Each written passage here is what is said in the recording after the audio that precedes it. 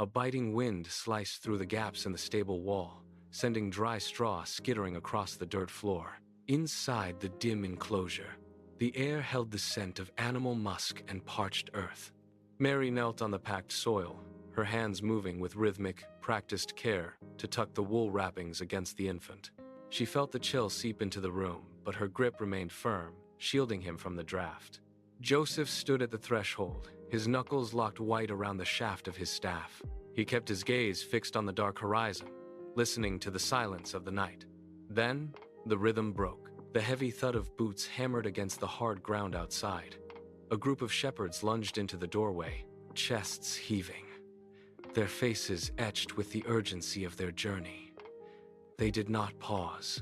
They moved forward, their wooden crooks clattering as they dropped them to the floor. As they reached the center of the stall, their pace faltered. They sank to their knees, hands trembling as they extended them toward the child. In the sudden quiet, the only sound was the shallow, steady breathing of the infant, while the shepherds remained bowed, heads lowered in absolute, silent reverence. By dawn, the news had crossed the hills and breached the palace gates. It moved through the corridors like a slow-burning fuse. Inside the inner chamber, the king sat alone. He heard the report, his fingers tightening around the stem of his golden goblet until the metal groaned. He did not speak. He stood, his shadow stretching long across the stone floor, and slammed his fist down with enough force to crack the table's surface. The goblet tipped, struck the stone, and shattered into jagged shards. Silence followed, sharp and heavy. The king turned toward the window, his jaw tight, and issued the order. Within minutes, the courtyard filled with the sound of steel. Soldiers lined the perimeter, their movements mechanical and rehearsed. They pulled blades from leather scabbards and applied them to whetstones. The rhythmic scraping sound filled the air, a harsh, grating friction that drowned out the morning birds. Each man checked his edge, testing the sharpness with a calloused thumb. Eyes narrowed in focused anticipation, and the stillness of the previous night was gone, replaced by the cold, calculated intent of an army poised for violence. Joseph did not wait for the sun to rise. He crossed the stable floor, his boots muffling his steps against the packed dirt. He reached out, gripping Mary's shoulder, his fingers pressing firmly to signal the necessity of departure. She stood immediately.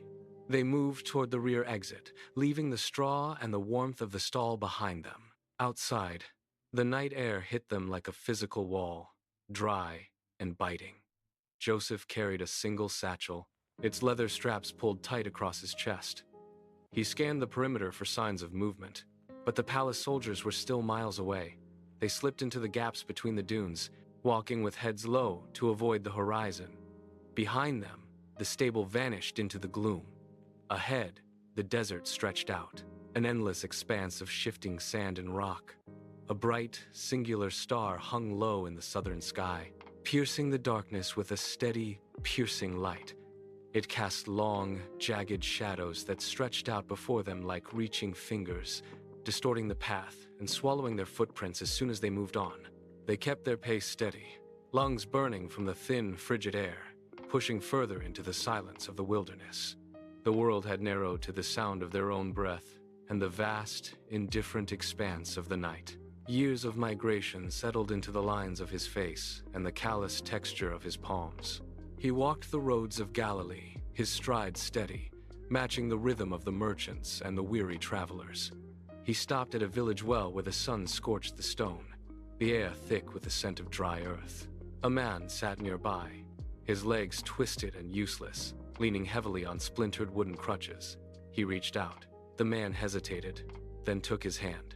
With a sharp intake of breath, the man surged upward, his weight shifting onto legs that had not held him in a decade. The crutches clattered to the dirt, forgotten.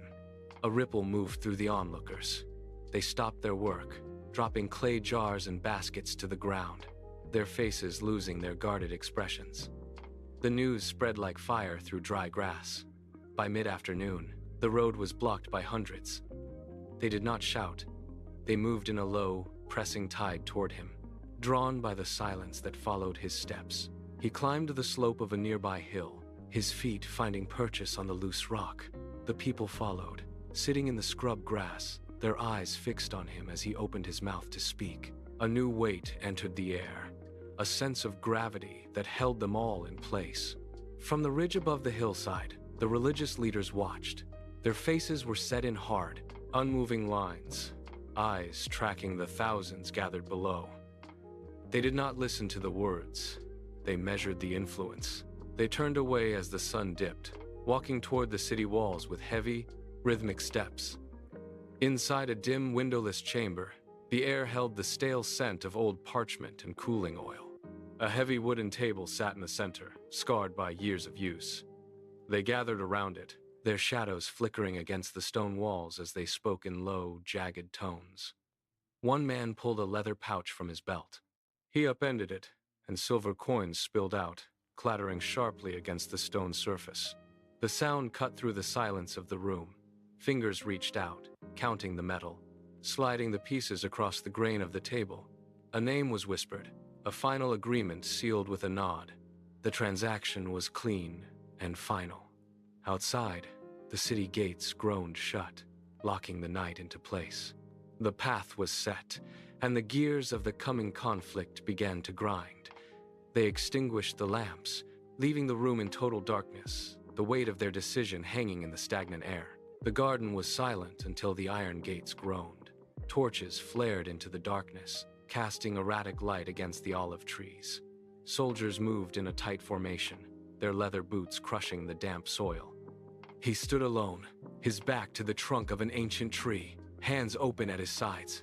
The captain lunged forward, the leather strap of his belt biting into his own palm as he jerked a thick, coarse rope from his waist. He did not step back.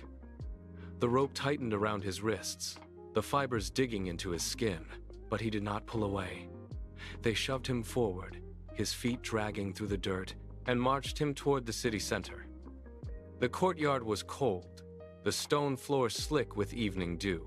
He stood in the center of the square, head bowed, his breathing even despite the surrounding noise.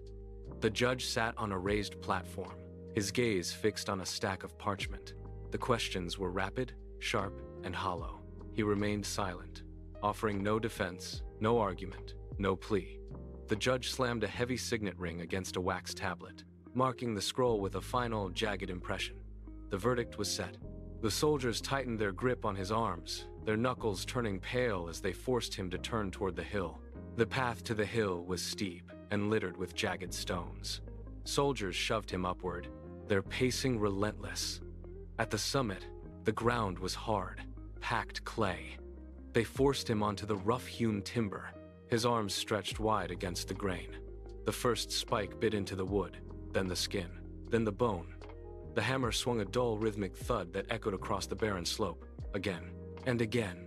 The iron pierced his palm, anchoring him to the structure. He did not cry out. When the second spike was driven home, the soldiers gripped the base of the cross. They heaved. The wood groaned under the weight, scraping against the sky until it locked into the jagged hole in the earth. He hung suspended, his frame silhouetted against the gray, heavy clouds. The air turned brittle and thin. Above, the sun began to slip, but it did not set with the usual glow. It faded, drained of all warmth, until the light simply failed. The sky turned a bruised, unnatural black. A sudden, biting wind tore across the hill, carrying nothing but the sound of distant, shuddering shutters.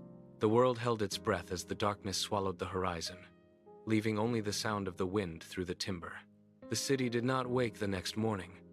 The usual sounds of the market, the rattle of carts, the shouting of vendors, the clatter of iron were absent. Every door remained bolted from the inside. Dust settled on the cobblestones, undisturbed by foot traffic. At the base of the hill, the tomb sat recessed into the limestone cliff. A massive circular stone slab blocked the entrance, secured by a thick, hardened wax seal. No gods paced the perimeter anymore. The lack of movement was absolute.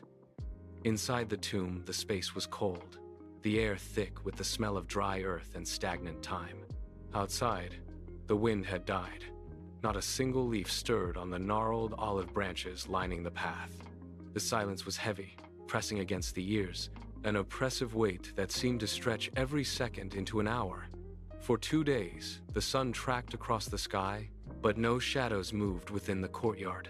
Everything remained locked in place. The city felt hollow, as if the pulse of the world had stopped at the threshold of the stone. The seal held firm, a gray, immovable barrier against the darkness that lingered in the corners of the city. The third dawn arrived without a sound, yet the atmosphere shifted. The air near the limestone cliff hummed with a low, vibrating frequency. Suddenly, the stone seal at the tomb entrance cracked. A jagged line of white light raced across the surface, and with a deafening grind of rock against rock, the massive slab split. It tumbled aside, thudding into the dirt. A blinding, pulsating radiance poured from the opening, brighter than the rising sun, turning the dust of the courtyard into shimmering gold. The light pushed outward, sweeping across the gnarled olive trees and scouring the shadows from the ground. A group of women rounded the bend, their hands gripped tight around jars of spices. They stopped dead. The sight of the shattered seal and the impossible, rhythmic pulses of light forced them back. Their fingers went numb. The jars slipped from their grasp, shattering against the stones, the contents spilling out in fragrant clouds. They moved closer, eyes wide, and stepped into the tomb entrance. Inside, there was no body. Only the burial shroud remained, folded neatly on the stone slab, the fabric undisturbed and empty in the center of the brilliant, blinding glow. The radiance from the tomb began to fade, settling into the soft, pale gold of the early morning. A figure appeared within the archway. He stood motionless for a heartbeat, his outline sharp against the dark interior. Then, he stepped forward. His feet touched the dust of the courtyard, leaving clear imprints where the burial shroud had once lain. He did not look back at the shattered stone or the broken jars of spices. He looked toward the rising sun. The morning breeze caught the hem of his tunic as he began to walk. The path led away from the limestone cliff, winding through the grove of olive trees toward the distant, rolling hills. His stride was steady, measured, and purposeful. With every step, the tomb shrank into a small, silent monument behind him. He reached the edge of the courtyard and passed into the open fields. His silhouette stood tall against the vast, brightening horizon, a singular, dark form moving into the light. He climbed the first incline of the hill, his figure growing smaller as he crested the rise. He disappeared into the distance, leaving the place of the grave behind him, moving steadily toward the open expanse of the world.